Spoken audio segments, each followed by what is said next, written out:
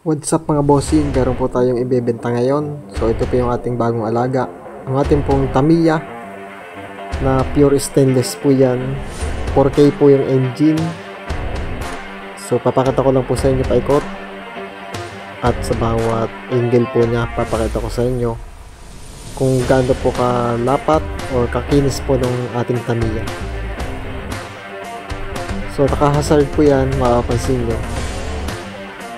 Bago din po yung gulong yan, 13S dial phone mods po ang tawag dyan. So ito naman po yung likod. Ano po siya, pick up type yung concept po, kaya ganyan po yung itsura. So isang roll bar po yung naka horizontal na yan.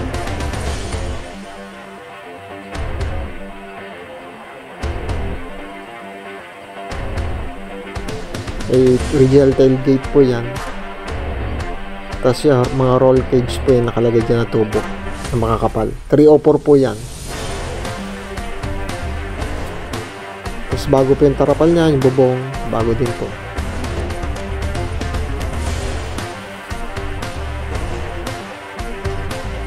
Maganda naman po ang tindig niyan kung makapansin nyo.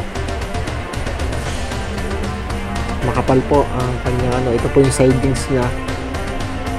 Bagong din po yan, yung labo, pinalabo po natin. Yung pinaka-concept ng pagka-stainless, hindi po siya makintab. Yung ground clearance naman po, tama lang din po yan, kaya hindi po kayo basta-basta sasabit sa mga lubak. Ito naman po yung likod niyan, pure stainless din po, makinis, wala naman pong butas. Intact pa rin man po yung kanyang mga ilaw, andyan pa. Hela nga po pala, original na hela. Tail light.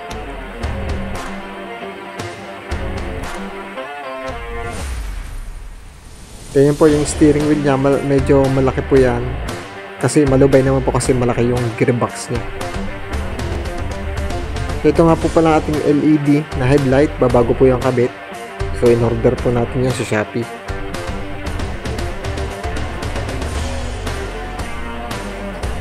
So yan po yung sidings naman, yung kabila.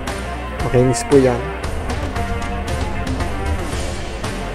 Ito din po, babago yan labo. Kapag pinabapping natin ng malabo yung pinaka-hood. Then ito po yung headlight. Tsaka yung mga... Ito naman po yung bumper. So yung bumper natin, ganito yung style, medyo baba.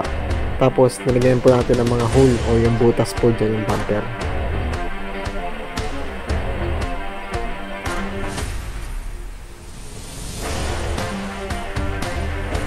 So yan, tama-tama lang po yung ano na, baba.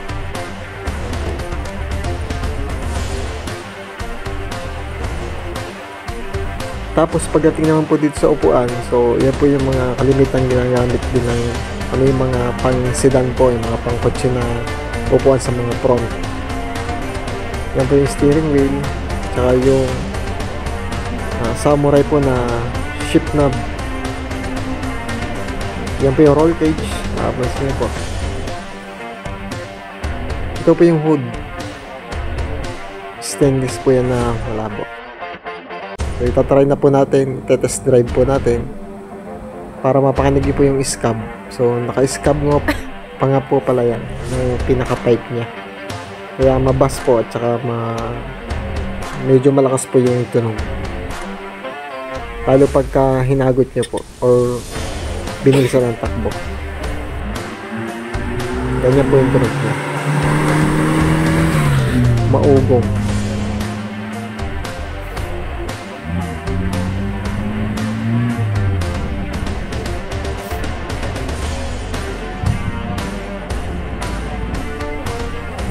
Tapos yung busina nga po pala nito, yung Boss po. Yung mga uso po ngayon ng busina. Try po natin, papahin ko sa inyo.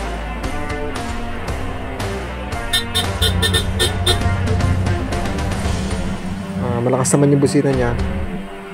Yung headlight magana, bypass headlight. So isa pa, try po natin. Matining naman po siya manakbo, wala naman po siyang wiggle sa steering wheel.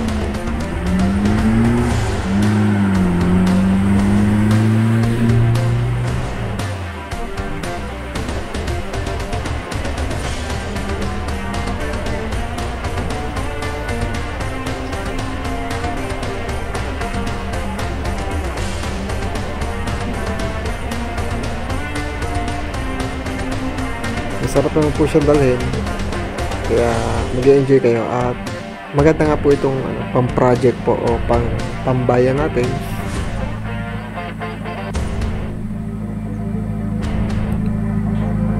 Ayan po.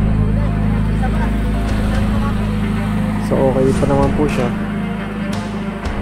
Ayun, at medyo napagod tayo sa pagpipictorial at saka sa video. So magpapahinga muna tayo.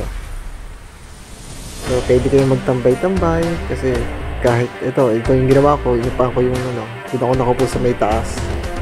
Kasi maano naman yan, kahit upan nyo yan o kahit kargahan kasi malaki po yung tubo niyan. Ito nga po pala, pag dumadaan ako, so pinagtitinginan nga po tayo dito. Kasi iba yung natin, yung pinaka OTJ natin. Hindi siya normal na owner, so kumbaga, ginawa natin kakaiba or unique yung style. Kasi yung iba, buo po.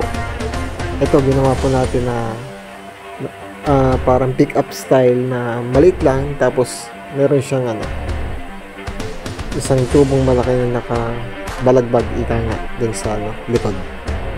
Tapos yung may trapal na kahit umulan, yung likod, hindi ka mababasa. So, ganito lang yung ginagawa namin pagka, lalo pag wala akong pasok. Ganito lang. So, nagtatanong nga po pala ng presyo ng ating binibentang Tamiya. 175,000 po. So, paano mga bossing? Hanggang dito na lang po at maraming salamat.